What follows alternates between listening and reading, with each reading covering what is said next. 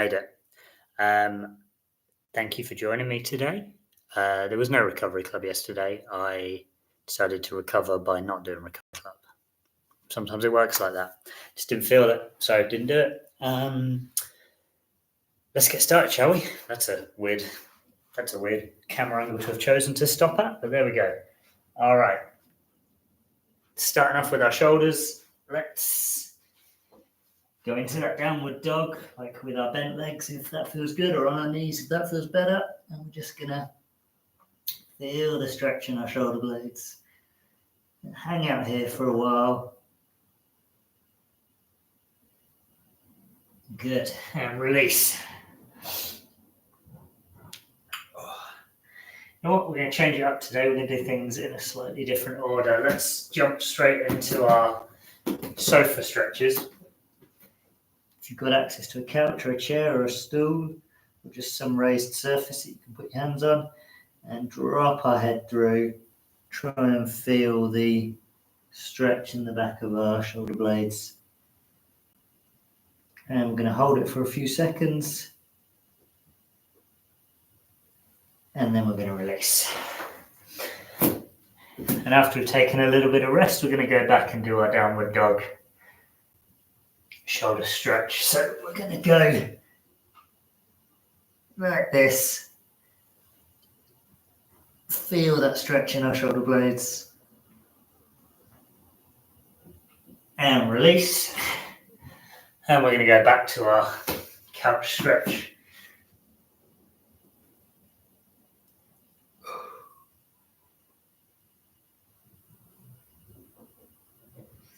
And there we go. So shake it out, twist your spine, do some arm circles. I wish there was a way to have my head on the screen and to do this, but you'll just have to imagine what I'm doing, because the stool I've got the laptop on is not tall enough.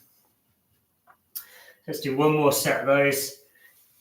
Really driving our head through, feeling the stretch in the shoulder blades. And release, and straight into our couch stretch. Driving our head down, keeping our ribs neutral if we can, not flaring them. Keeping our spine kind of straight, and just letting the shoulder blades pass behind us, behind our head. Good work. Okay, we're going to go straight into our Supermans. So on our stomachs, we're going to lift our chest up, and we're going to hold it.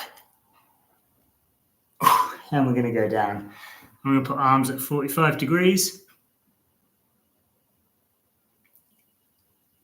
And down. And arms in front. And down. Good. Take a few seconds rest.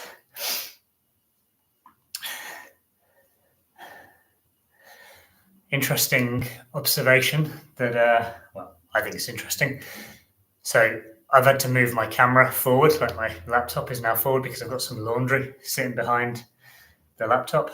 Not to give too many secrets away about my life, but that means I'm now close to my couch, and you can see my feet are now underneath the couch, which is a nice kind of anchor for these. So if you've got the ability to do that, to like anchor your feet somewhere, you'll probably find you can get more of a back activation. You can do more because you can probably come up higher. If you look at like how high I can come up at that peak height is higher, which just means we're doing more work, getting more blood flow to the area, which is cool. So maybe play around with that in future sessions. Stacking your feet underneath a couch or something. Obviously it needs to be heavy enough to take a little bit of force through it, but could be worth playing around with. So we're going to go arms out to the side. Good. Arms out to 45 degrees. Good. And arms out in front. Whew. Yeah, those are kind of hard with the feet underneath. You definitely feel like you can come up higher, but it is harder. So play around with that. Could be fun. We're going to do our threading the needles. We're going to take our right hand. We're going to pass it through, and we're just going to hold it for a few seconds.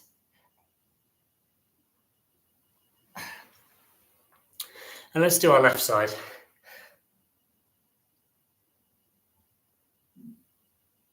And come back. Do our right side again.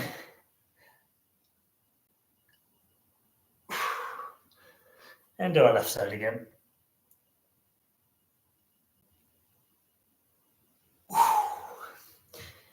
And up on our knees and just do some twisting. Shake it out, whatever feels good. Get us loose again after doing a little bit of stretching. Do another one of those. So we're going to reach through with our right. And go on our left. And on our right. And then on our left. Good job. Twist it out, shake it out. And we're going to go into our cat and our cow and our cobra. So we're going to be on hands and knees, and we're going to arch our back and flex our back. We'll do a few reps here. Just getting movement through the spine. And then we're going to drop forward. And we're going to hold it. And then we're going to drop back. Just let our hips sink behind us, like sinking down and back. Feeling that stretch. And then we'll come back and do cobra again. And drop down. Feel our hips opening up. Whew, good. All right. You might want to stand up and shake it out now, because we start to warm up our legs a little bit more. So twist it, shake it, get loose. And we'll do that again. We'll go back to the cow and the cat. So arching and flexing.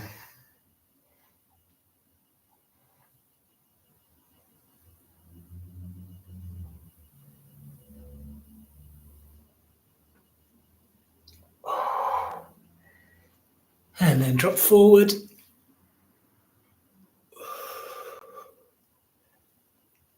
And drop back.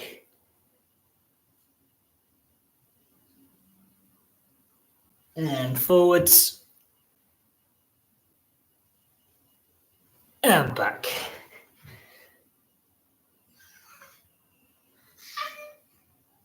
Good job. Okay, let's move on to our hip flexors. So we're going to lean forward, feel it in our hips, and then we're going to take our right elbow and we're going to take it down to our right ankle, hold it for a few seconds, and then we're going to twist on the right hand side and then come back and twist on the left, and then on the right, and then on the left. And come up. And do the same on the other side. So lean in, feeling it up this right hip. And then try and touch our left elbow as low as we can. Could be on the floor, depending on your flexibility. Could be near your toes if you can manage it. And then we're going to twist. And twist. And twist. And twist. Good job. Okay, take a few seconds rest.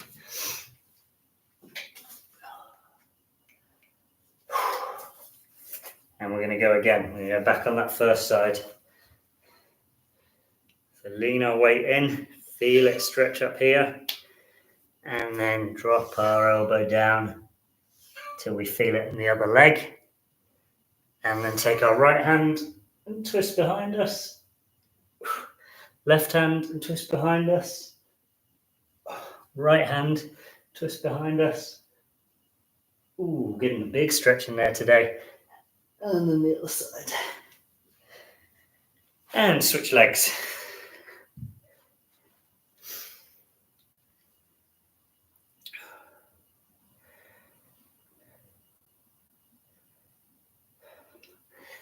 And drop our elbow down. And twist on the left side first. And come back and then twist on the right. And on the left. And then on the right. Good. Okay, now we're going to get into our deep squat. So use support if we need. If you want to have your hands on a couch or even just on the floor, whatever feels good and allows you to sit in this position. We're just letting gravity do the work. We're just going to sit here, get comfortable hanging out here. For me, this is the one that I feel the absolute best after. After doing a couple of sets of these, just hanging out, my hips, my knees, my ankles, everything feels much looser and more open, less tight. And I think it's just gravity. Honestly, just gravity is doing the work. You can drive your elbows out into your knees a bit if you want to feel that stretch kind of under here more. That feels quite good. I like that. And what we're going to do then, put our hands on the ground. We're going to come up. You might need to straighten your feet out a bit more, and we're just going to hold it like this. Legs as straight as we can manage, but that might not be very straight. I'll show you in a minute how straight my legs are, which the answer is not at all. They're very bent because I have tight hamstrings. But that's just the way they are. I'm not worried about it. And come up and shake your legs out. And we're going to do another one of those. So dropping into that squat.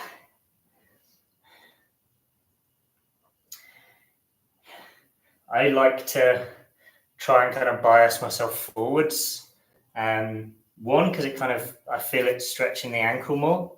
And I like that feeling in my ankle, but also I don't want to fall backwards. So I kind of tip myself forward a bit more because it's easy for me to just with my fingertips, just kind of stop myself falling forward, but falling backwards is difficult. But eventually you'll be able to kind of get good at working out where your balance is, and you can kind of really play around with this and come back as far as you can.